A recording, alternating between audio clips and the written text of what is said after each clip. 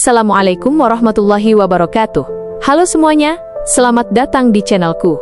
Semoga video ini bisa bermanfaat dan menghibur.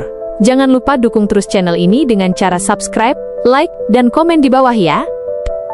Dalam tradisi Jawa, sosok Satrio Piningit sering digambarkan dengan tanda-tanda fisik yang khas. Ramalan dari serat-serat kuno seperti Jangka Jayabaya dan beberapa naskah kejawen lain memang tidak pernah sepenuhnya seragam. Tetapi benang merahnya tetap ada. Ia seorang lelaki sederhana, berpenampilan biasa, bahkan sering dianggap tidak menonjol. Justru karena penampilannya yang sederhana inilah, ia Piningit, tersembunyi, tidak dikenali oleh banyak orang sebelum tiba waktunya. Secara umum, tubuh Satrio Piningit digambarkan tidak terlalu tinggi dan tidak terlalu pendek, proporsional dan tegap. Tubuhnya bukan tubuh seorang bangsawan yang gemerlap atau seorang prajurit yang penuh otot, melainkan tubuh yang kuat karena terbiasa hidup sederhana, berjalan jauh, bekerja keras, dan bergaul dengan rakyat jelata. Ia tidak tampak sebagai orang kaya, melainkan lebih menyerupai rakyat kebanyakan. Wajahnya disebutkan berkarakter lembut sekaligus tegas. Alisnya tebal, matanya tajam namun teduh, seperti memancarkan ketenangan sekaligus kekuatan batin. Dalam serat tertentu, matanya digambarkan seperti mata elang, tajam dalam melihat, tetapi tidak selalu menampakkan sorotnya secara langsung. Senyumnya sederhana, tidak dibuat-buat, memberi kesan rendah hati, namun penuh wibawa. Hidungnya disebut mancung sedang, tidak terlalu tinggi, tidak terlalu pesek. Bibirnya tipis dan dagunya agak menonjol, menandakan ketegasan. Rambutnya hitam pekat, terkadang digambarkan agak ikal, dan seringkali ia tidak begitu memperhatikan gaya rambut, sebab lebih mementingkan isi hati daripada penampilan luar. Warna kulitnya sawo matang, ciri umum masyarakat Nusantara, khususnya Jawa. Ada pula cerita tutur yang menyebut kulitnya agak lebih gelap karena sering hidup dalam kerja keras di luar rumah, terkena panas matahari. Tubuhnya kuat, namun tidak berlebihan, seperti seorang petani atau pekerja desa yang terbiasa bergerak. Selain itu, Satrio Piningit diyakini memiliki tanda lahir khusus, entah berupa tahi lalat, garis tubuh, atau ciri unik lain yang hanya dikenal oleh orang-orang tertentu yang dekat dengannya. Namun tanda ini tidak selalu diungkapkan dalam ramalan secara gamblang, seakan memang harus disembunyikan hingga tiba waktunya. Hal menarik adalah, meskipun ciri fisiknya tidak begitu menonjol, aura yang terpancar dari dirinya membuat orang merasa hormat tanpa dipaksa. Ada kewibawaan alami yang membuat orang-orang merasa tentram bila berada di dekatnya. Inilah yang sering disebut sebagai pancaran cahaya batin seorang pemimpin sejati. Di antara banyak ciri fisik Satrio Piningit, sorot matanya sering disebut-sebut sebagai tanda yang paling kuat. Dalam kepercayaan Jawa, mata adalah jendela jiwa. Dari mata seseorang dapat terlihat kedalaman batinnya, keteguhan hatinya, juga kekuatan spiritual yang dimilikinya. Begitu pula dengan Satrio Piningit. Matanya memancarkan keheningan yang dalam, seakan menyimpan samudera pengalaman hidup yang luas. Sorot matanya tajam namun menyejukkan. Ia bisa menembus hati orang yang menatapnya, tetapi tidak menakutkan. Ada yang menggambarkannya seperti tatapan seekor elang, tajam, fokus, dan sulit dialihkan. Namun pada saat yang sama, tatapannya memberi rasa tenang, seolah menghapus kegelisahan yang ada di dalam hati orang lain. Disinilah letak keistimewaannya. Ketegasan dan kelembutan berpadu dalam satu pandangan. Dalam serat-serat kuno disebutkan bahwa Satrio Piningit memiliki mata yang selalu waspada. Ia melihat lebih dari yang tampak di permukaan. Tidak hanya peristiwa yang nyata, tetapi juga tanda-tanda kecil yang tersembunyi. Ia peka terhadap gelagat, mampu membaca situasi, bahkan memahami isi hati orang-orang yang ada di sekelilingnya. Inilah yang membuatnya berbeda dari pemimpin biasa. Mata batinnya senantiasa terjaga. Selain tatapan mata, Satrio Piningit juga dikenal memiliki aura yang tidak bisa ditutupi. Aura itu bukanlah cahaya yang kasat mata, melainkan getaran batin yang dirasakan orang-orang di sekitarnya. Banyak kisah tutur menyebutkan bahwa ketika ia hadir di suatu tempat, suasana menjadi lebih hening, lebih tentram, bahkan orang-orang yang biasanya gelisah bisa merasa damai tanpa sebab yang jelas. Aura inilah yang membuat banyak orang secara alami menghormatinya, meskipun ia tidak memerintah atau menuntut penghormatan. Wibawa itu lahir dari dalam, bukan dari pakaian, pangkat, atau kedudukan. Ia bisa duduk di antara rakyat biasa, berpakaian sederhana, namun tetap tampak berbeda karena getaran batinnya memancar begitu kuat. Menariknya, aura ini bukan sesuatu yang dipamerkan. Justru, ia berusaha menutupi dan merendahkan dirinya agar tidak menonjol. itulah makna piningit, ia disembunyikan oleh zamannya. Tetapi bagi mereka yang peka, sekilas tatapan mata atau pancaran wajahnya sudah cukup untuk merasakan ada sesuatu yang agung dalam dirinya. Selain sorot mata dan aura batin, postur tubuh serta gerak-gerik Satrio Piningit juga banyak digambarkan dalam berbagai serat dan kisah tutur. Walaupun ia tidak menonjol secara fisik, ada sesuatu dalam cara tubuhnya berdiri, berjalan, dan bergerak yang menunjukkan keteguhan sekaligus kerendahan hati. Tubuhnya disebut tegak, kokoh, dan proporsional. Tidak terlalu tinggi menjulang, tetapi juga tidak pendek. Ia bukan sosok yang tampak seperti ksatria istana dengan tubuh berotot besar, melainkan lebih menyerupai rakyat biasa yang terbiasa bekerja keras. Ketegapan tubuhnya lahir dari kesederhanaan hidup, berjalan kaki jauh, mengangkat beban, bekerja dengan tangan sendiri. Karena itulah posturnya tidak lemah, melainkan kuat dengan cara yang alami. Ketika berdiri, Satrio Piningit digambarkan tenang dan mantap, seolah-olah bumi menjadi pijakan yang kokoh baginya. Tidak mudah goyah, baik secara fisik maupun batin. Dalam pandangan Jawa, cara seseorang berdiri mencerminkan keteguhan jiwanya. Dan pada diri Satrio Piningit, keteguhan itu tampak jelas, meski ia tidak pernah bermaksud untuk pamer kekuatan. Cara berjalannya pun khas, langkahnya mantap, tidak terburu-buru, dan penuh perhitungan. Ia tidak pernah tampak tergesa-gesa, seolah setiap langkah telah dipikirkan dan diarahkan. Namun bukan berarti ia lambat, ia hanya tidak suka bergerak tanpa tujuan. Orang-orang yang melihat jalannya merasa bahwa langkah-langkah itu membawa ketenangan, sekaligus keyakinan bahwa ia tahu kemana harus menuju. Gerak-geriknya sederhana, tidak berlebihan. Bila berbicara, tangannya tidak banyak berisyarat. Bila mendengar, kepalanya sedikit menunduk tanda hormat. Bila berjalan di keramaian, ia tidak mencari perhatian. Justru kesederhanaan gerak itulah yang membuat orang merasa segan. Ada yang menyebutnya seperti air mengalir, tenang, sederhana, tetapi mampu menembus segala tempat. Menariknya, dalam cerita tutur, Satrio Piningit sering digambarkan memiliki kekuatan fisik yang tersembunyi. Meski tubuhnya tidak besar, ia kuat menahan beban, tabah dalam penderitaan, dan tahan menghadapi kesulitan hidup. Kekuatan itu bukan untuk pamer, melainkan untuk melayani dan melindungi. Seperti pohon yang berakar kuat, ia bisa menahan angin besar tanpa tumbang. Gerakannya juga disebut selaras dengan alam. Saat bekerja, ia tidak merusak, melainkan menjaga keseimbangan. Saat berhadapan dengan orang lain, ia tidak memaksakan, tetapi memberi ruang. Saat menghadapi tantangan, ia tidak gegabah, melainkan menunggu saat yang tepat.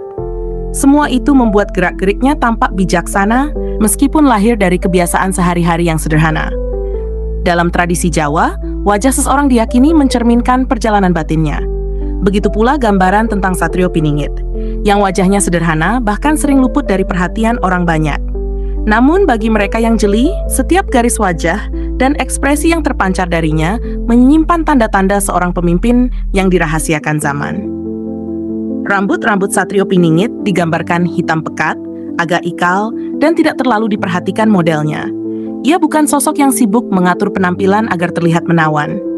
Rambutnya cenderung dibiarkan tumbuh alami, terkadang sedikit acak, tanda bahwa ia lebih mengutamakan isi hati dan pekerjaannya sehari-hari daripada mempercantik diri.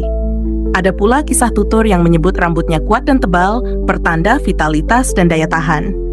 Dalam pandangan Jawa, rambut yang kuat melambangkan kekuatan batin yang tidak mudah patah. Wajahnya tidak terlalu tampan dalam ukuran duniawi. Ia bukan wajah seorang bangsawan yang dipuja karena ketampanan, melainkan wajah rakyat biasa, sederhana, alami, tanpa banyak hiasan. Namun dari kesederhanaan itulah muncul pancaran keteduhan. Kulit wajahnya sawo matang, kadang agak gelap karena sering terpapar sinar matahari. Tulang pipinya tegas, dagunya sedikit menonjol menandakan ketegasan dan konsistensi. Hidungnya mancung sedang, tidak berlebihan, selaras dengan bentuk wajahnya yang bulat oval. Yang paling menonjol dari wajahnya bukanlah bentuknya, melainkan kesan yang ditinggalkan. Orang yang melihat wajah Satrio Piningit merasakan gabungan aneh antara kerendahan hati dan kewibawaan. Ia tampak seperti orang biasa, tetapi sulit dilupakan setelah menatapnya. Ekspresinya dikenal tenang, lembut, namun penuh makna. Ia jarang memperlihatkan kemarahan berlebihan.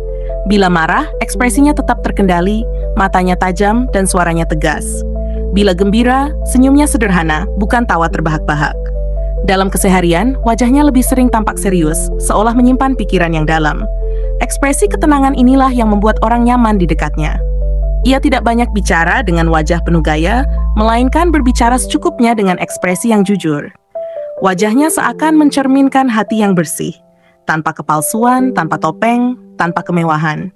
Ada juga keyakinan bahwa saat Satrio Piningit benar-benar berada dalam jalan takdirnya, wajahnya akan berubah menjadi lebih bercahaya.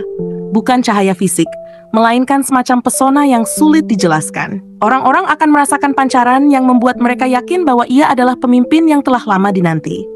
Dalam tradisi Jawa, bagian tubuh tertentu dipercaya menyimpan makna simbolis. Tangan dan kaki misalnya melambangkan kekuatan, kerja keras, dan arah perjalanan hidup seseorang. Sementara tanda fisik tersembunyi diyakini sebagai rahasia yang menandai siapa sejatinya ia. Begitulah gambaran tentang Satrio Piningit dalam banyak serat dan kisah tutur. Tangan-tangan Satrio Piningit disebut kuat namun sederhana. Jari-jarinya tidak halus seperti tangan bangsawan yang jarang bekerja, melainkan tampak keras dan kokoh, pertanda terbiasa melakukan pekerjaan berat.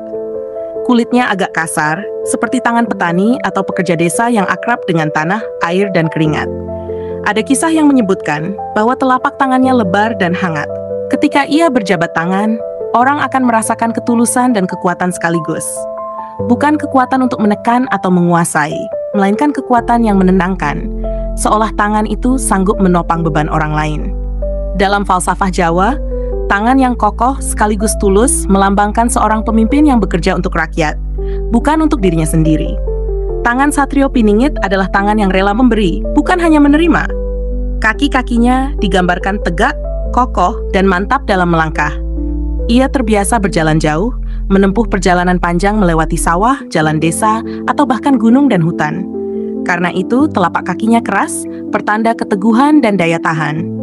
Cara berjalannya sudah dibahas di bab sebelumnya, mantap dan penuh arah. Tetapi secara fisik kakinya mencerminkan kesiapan untuk menempuh jalan berat yang tidak bisa dilalui semua orang.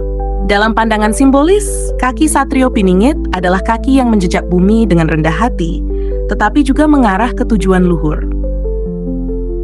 Tanda fisik tersembunyi.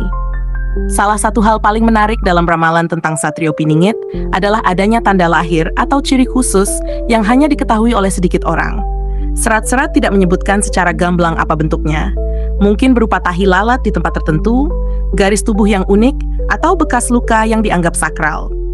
Mengapa tanda ini dirahasiakan? Karena Satrio Piningit adalah sosok yang piningit, disembunyikan. Bila tanda itu terbuka terlalu dini, mungkin orang akan segera mengklaim atau menebak-nebak siapa dirinya. Maka tanda ini hanya akan dikenali ketika waktunya sudah tiba, sebagai semacam kunci yang membuktikan bahwa dialah sang pemimpin yang dijanjikan. Beberapa orang percaya, tanda itu tidak hanya berbentuk fisik, melainkan juga berupa getaran batin yang hanya bisa dirasakan oleh orang-orang tertentu. Seperti ada sesuatu yang berbeda ketika berada dekat dengannya, meski secara fisik ia tampak sama dengan rakyat biasa. Salah satu alasan mengapa Satrio Piningit sulit dikenali adalah karena penampilan sehari-harinya sangat sederhana. Ia tidak menonjolkan diri dengan pakaian mewah atau simbol-simbol kebangsawanan. Justru kesederhanaan inilah yang menjadi ciri khas sekaligus perisai, membuatnya dapat hidup di tengah rakyat tanpa dicurigai sebagai sosok yang istimewa. Pakaian sederhana. Dalam banyak kisah tutur, pakaian Satrio Piningit digambarkan sebagai pakaian rakyat biasa. Bila hidup di zaman agraris, ia mengenakan kain lurik atau baju sederhana ala petani. Bila dalam konteks modern, ia mungkin mengenakan pakaian seadanya, kaos polos, kemeja lusuh, atau celana kerja sederhana. Tidak ada kemewahan, tidak ada hiasan, bahkan kadang terlihat sudah agak usang. Kesederhanaan ini bukan karena ia tidak mampu, melainkan karena ia memilih untuk tidak terikat pada gemerlap duniawi. Ia tahu bahwa pakaian hanyalah penutup tubuh, bukan penentu martabat. Dengan demikian, ia bisa membaur dengan rakyat tanpa jarak, tanpa sekat. Penampilan luar, secara umum penampilannya apa adanya. Rambutnya kadang tidak rapi, wajahnya tidak selalu dicukur bersih, pakaiannya tidak selalu baru. Namun justru dari kesan biasa, itulah ia terlihat membumi. Tidak ada tanda bahwa ia sedang menunggu tahta atau mempersiapkan diri menjadi raja. Namun meskipun sederhana, ada sesuatu yang berbeda dari penampilannya. Orang-orang yang peka sering merasa ada wibawa tersembunyi dalam kesahajaan itu. Seperti emas yang disembunyikan dalam tanah, meski tertutup, sinarnya tetap bisa dirasakan. Filosofi penampilan. Dalam pandangan Jawa, penampilan bukan sekadar soal luar, melainkan juga cerminan batin. Satrio Piningit yang memilih kesederhanaan menandakan bahwa ia tidak terikat pada gengsi. Ia lebih mementingkan isi daripada bungkus. Kesederhanaan pakaiannya juga sejalan dengan perannya sebagai pemimpin masa depan. Pemimpin yang dekat dengan rakyat, bukan yang jauh karena kemewahan. Ia bisa duduk bersama petani, pedagang kecil, atau pekerja desa tanpa ada rasa canggung, karena penampilannya memang menyatu dengan mereka. Kekuatan dalam kesederhanaan. Ada sebuah ungkapan Jawa, "Wong agung ora katon agunge." Orang besar tidak perlu menampakkan kebesarannya. Inilah yang tercermin pada Satrio Piningit. Ia tidak membutuhkan pakaian kebesaran untuk dihormati. Justru dari pakaiannya yang sederhana, orang bisa melihat betapa besar dirinya. Ketika waktunya tiba, mungkin ia akan mengenakan busana kebangsawanan atau pakaian resmi seorang pemimpin. Namun sebelum saat itu datang, ia tetap hidup dengan penampilan yang sama seperti rakyat pada umumnya. Selain wajah dan penampilan, suara serta cara berbicara sering menjadi ciri yang paling mudah dikenali dari seseorang. Dalam kisah-kisah tutur, Satrio Piningit digambarkan memiliki suara yang khas, gaya bicara yang sederhana, namun mengandung kekuatan batin yang mampu menggugah hati orang yang mendengarnya. Suara Satrio Piningit tidak keras mengguntur seperti seorang panglima perang, juga tidak lirih seperti orang yang lemah. Suaranya berada di tengah, tenang, jernih, dan mantap. Getaran suaranya membawa rasa percaya diri, tetapi bukan kesombongan. Ada yang menyebut suaranya hangat, seperti aliran air yang menenangkan. Saat berbicara, orang yang mendengarnya merasa dihargai, seakan kata-kata itu ditujukan langsung untuk menenangkan hati. Namun, ketika ia berbicara dengan tegas, suaranya berubah menjadi tajam, penuh wibawa, membuat orang tidak berani meremehkannya. Cara berbicara, gaya bicaranya dikenal singkat, jelas, dan tidak bertele-tele. Ia tidak suka banyak berkata-kata jika tidak perlu. Setiap kata yang keluar darinya memiliki bobot, seolah-olah sudah dipikirkan dengan matang sebelum diucapkan. Ia tidak pernah meninggikan suara hanya untuk mencari perhatian. Sebaliknya, ia lebih sering berbicara dengan nada tenang, sehingga orang lain mau mendengarkan dengan seksama. Dalam budaya Jawa, ini disebut sebagai alon-alon waton kelakon. Perlahan tetapi pasti penuh pertimbangan. Meski singkat, ucapannya sering meninggalkan kesan mendalam. Orang-orang merasa seperti mendapat wejangan. Bukan sekadar percakapan biasa, gaya tutur. Gaya tutur Satrio Piningit cenderung merendah, namun penuh kebijaksanaan. Ia tidak suka menggurui, tetapi kata-katanya seperti nasihat yang lembut. Ketika berbicara dengan rakyat kecil, bahasanya sederhana, mudah dipahami, tanpa istilah sulit. Ketika berbicara dengan orang berilmu, tutur katanya terukur, menunjukkan keluasan wawasan. Ada kalanya ia memilih diam daripada berbicara. Dalam tradisi Jawa, diam dianggap sebagai bahasa hati yang dalam. Diamnya Satrio Piningit bukan kosong, melainkan penuh makna.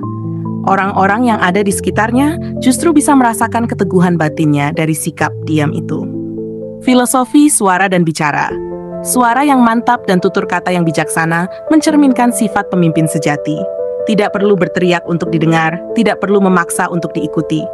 Kata-kata Satrio Piningit adalah gambaran dari ketenangan batinnya. Ia berbicara secukupnya, tetapi isi kata-katanya mampu menggerakkan banyak orang. Dalam beberapa ramalan, bahkan disebutkan bahwa ucapannya kelak menjadi penenang sekaligus penggerak. Penenang bagi rakyat yang resah, dan penggerak bagi bangsa yang sedang mencari arah. Dalam budaya Jawa, sikap tubuh dan bahasa isyarat seseorang sering dianggap sebagai cermin dari budi pekerti. Begitu pula gambaran tentang Satrio Piningit, yang meskipun hidup sederhana, tetap memancarkan wibawa melalui cara ia membawa dirinya dalam keseharian.